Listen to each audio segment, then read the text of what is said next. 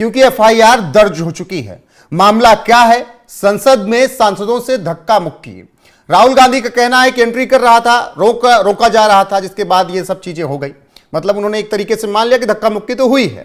प्रताप सारंगी, जो कि ओडिशा के बालासोर से बीजेपी के सांसद हैं, उनको चोट आई, आईसीयू में भर्ती हैं। और इसी बीच बीजेपी के सांसद थाने पहुंचे, जहां पर राहुल गांधी के खिलाफ एफआईआर दर्ज करा ली गई है। अब ये क्यों हुआ? इतना माहौल कैसे गर्मा गया? पंकज जी की अब सदन के बाहर मारपीट, जहां पर पूरा देश सोचता है कि हमारे लिए कुछ कानून बन जाएगा, हमारे लिए कुछ अच्छे नियम कायदे आ जाएंगे। हमारी 2:08 आज ही राहुल गांधी पर बहुत बड़ी केस हो गई है, क्योंकि राहुल गांधी जो हैं संसद में एक सांसद को मारने का उन पर इल्ज़ाम लगा है, और उसी पर रोहित पांडे और वरिष्ठ पत्रकार पंकज परसुन जी बात कर रहे हैं कि उनकी नागरिकता और उनकी सदस्यता दोनों रद्द कर दी जानी चाहिए। तो इसी पर बात करते हैं, चलिए वीडियो को देखते हैं। आप इसका जिक्र कर रहे हैं 19 दिसंबर 2024 को। अब से कुछ मिनट पहले जाइए, 2:16 पर 19 दिसंबर को आज ही सुब्रमण्यम स्वामी ने कहा, इस मामले के बाद तत्काल प्रभाव से राहुल गांधी की सदस्यता सरकार को ले लेनी चाहिए। अब देखिए, ये इसलिए कहा उन्होंने कि आंध्र प्रदेश के एक विधायक हैं, और वो विधायक वाईएसआरसीपी के थे या तेलुगु देशम पार्टी में, एग्जैक्ट याद नहीं। अभी उनकी नागरिकता गई है, मतलब उनकी विधायकी भी चली गई और नागरिकता, क्योंकि उन्होंने ब्रिटेन का भी सिटीजनशिप ले रखा था और भारत का भी। और राहुल गांधी मामले में भी एक प्रेसिडेंट स्थापित हो गया है कि एक हाई कोर्ट में वो फैसला सुना दिया है, और अब सुप्रीम कोर्ट में राहुल गांधी वाला मामला है। और राहुल गांधी ने बकायदा वहां पे कंपनी फॉर्मेशन की है, क्योंकि देखिए ब्रिटेन में है ना, कंपनी वही फॉर्म कर सकता है जो वहां का नागरिक हो। इसके लिए पहले आपको वहां की नागरिकता दे, तो ये चौथी फाइल खुलेगी। उसके अलावा ये फंस रहे थे, अब संविधान पे चर्चा तो करा दिया, और हर दिन इतिहास के पन्ने एक एक कर निकाले जा रहे थे कि कैसे अंबेडकर को 2 बार चुनाव हराया, फिर भंडारा में जो उपचुनाव हुआ वो हराया। आज तक कभी अंबेडकर को इन्होंने भारत रत्न नहीं दिया। भारत रत्न की कहानी बड़ी इंटरेस्टिंग है, मैं आपको बताऊं, 1 मिनट है समय, सुनिएगा। बिल्कुल बिल्कुल। पंडित नेहरू 1964 में मरे, उनको भारत रत्न दिया गया 1995 में। इंदिरा गांधी 1984 में मरी, भारत रत्न मौत के पहले ही उन्हें दे दिया गया, मतलब अपनी जिंदगी में ही उन्होंने भारत रत्न ले लिया था। राजीव गांधी 1991 में मरे, उसी साल उनको भारत रत्न दे दिया गया। लेकिन आज तक B.R. अम्बेडकर को इन्होंने नहीं दिया था भारत रत्न। अपने खानदान में एक दूसरे को देते रहते थे, और जिसके पास देने को कोई नहीं था तो उसने खुद को अपने आप को दे लिया। और जैसे कांग्रेस गई वैसे ही भारत रत्न मिल गया बीपी सिंह सरकार में। हाँ, वो तो गैर कांग्रेसी सरकार जो पहली बार बनी, और वहां चूंकि मोरारजी देसाई की सरकार को इसलिए नहीं कह सकते कि वो आपस में इतनी उलझी हुई थी और तुरंत गिर भी गई। तो जैसे ही बीपीसी की सरकार बनी तो रामविलास पासवान जी ने पहल की और भारत रत्न मिल गया।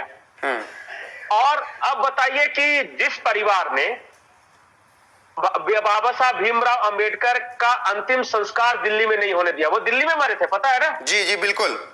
और हाँ, बाद में उनके शव को मुंबई ले जाया गया, फिर वहां अंतिम संस्कार हुआ, यहाँ अलाउ नहीं किया था। और उनके पूरे खानदान के चारों तरफ समाधि स्थल बने हुए हैं।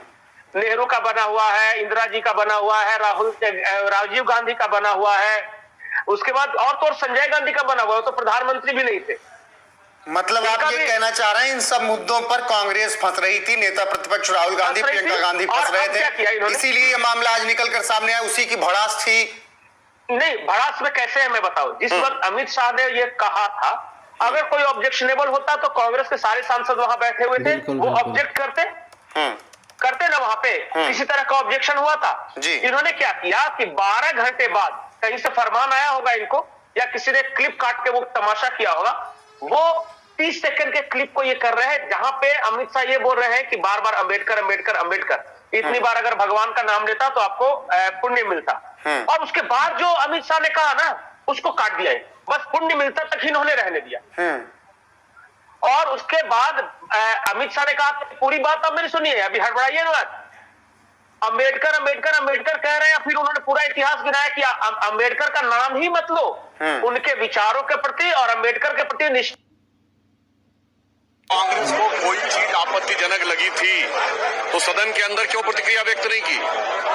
उसके बाद बैठ के सुनते रहे, और 12 घंटे के बाद 12 घंटे के बाद 12 सेकंड का वीडियो निकाल के 12 बजे की बात कर रहे हैं। मैं पूछना चाहता हूं मेरे भाई, वहां बैठ के समझ में नहीं आया था या बुद्धि नहीं खुली थी, या कहीं ऐसा तो नहीं कि 12 घंटे के बाद सोरस सीक्रेट सर्विस से कोई सिग्नल आया था कि अगले दिन सुबह 12 घंटे का वीडियो 12 सेकंड का वीडियो जारी करना है? सीधा जवाब देना चाहिए। अगर आपको कोई बात आपत्तिजनक लगी थी, ऑन द स्पॉट क्यों नहीं रिएक्शन किया? बाद में रिएक्शन होना अपने आप में ये दर्शाता है। बाकी गृह मंत्री जी ने बहुत स्पष्ट रूप से एक एक चीज साफ कर दी थी, क्योंकि अब कांग्रेस के पास कुछ बचा नहीं है। इसलिए उनके लिए एक लाइन कहना चाहूंगा, सच जरा सा घटे या बढ़े तो सच सच न रहे, मगर झूठ की तो कोई इंतहा नहीं। लाख चेहरे बदल के आ जाते हैं ये, पर आईना कमबख्त झूठ बोलता ही नहीं। बिल्कुल, सुधांशु त्रिवेदी कह रहे हैं लगता कहीं से कॉल आ गया था क्या, इसीलिए इतना बवाल कर तो दिया। मैंने शुरू में ही कहा, हाँ। मैंने वीडियो के शुरू में ही कहा कि जिस वक्त अगर कोई ऑब्जेक्शनेबल चीज था तो संसद के अंदर जब अमित शाह बोल रहे थे तो सामने कांग्रेस के बहुत सारे सांसद बैठे हुए थे, उनको आपत्ति जतानी चाहिए थी।